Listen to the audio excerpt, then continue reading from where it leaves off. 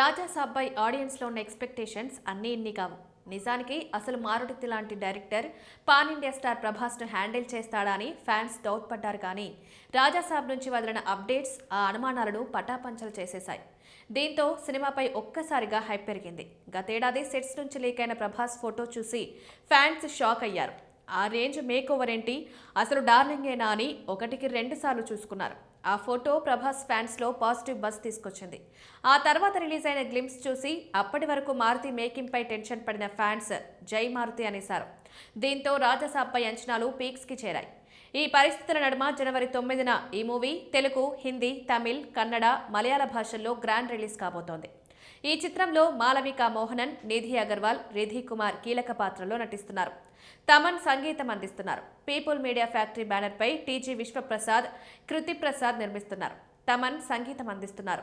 ఇది ప్రభాస్ కెరీర్లోనే తొలి horror movie కావడం విశేషం. ఉమేర్ సంధు ఇచ్చిన ఫస్ట్ రివ్యూ ప్రకారం చూస్తే ఇది పైసా వసూల్ మూవీ అని తెలుస్తోంది. ప్రభాస్ తన నటనతో, స్క్రీన్ ప్రెజెన్స్తో వెండితెరపై మెస్మరైజ్ చేస్తారని తెలిసింది.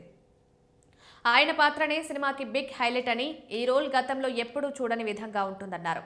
సంజయ్ దత్ పాత్ర సర్ప్రైజింగ్ గా ఉంటుందట. నిధి అగర్వాల్ చాలా క్యూట్ గా కనిపించి ఆకట్టుకుంటుందట. ప్రభాస్, సంజయ్ దత్ సీన్లు థియేటర్స్ దద్దరిల్లిపోయేలా ఉంటాయని సమాచారం.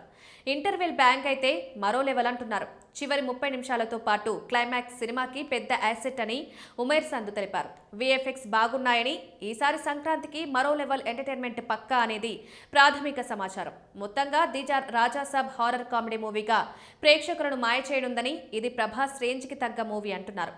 ఏమాత్రం ఆడియన్స్ నుండి పాజిటివ్ టాక్ వచ్చినా బాక్సాఫీస్ షేక్ కావడం పక్కా అని అంటున్నారు సినీ విశ్లేషకులు.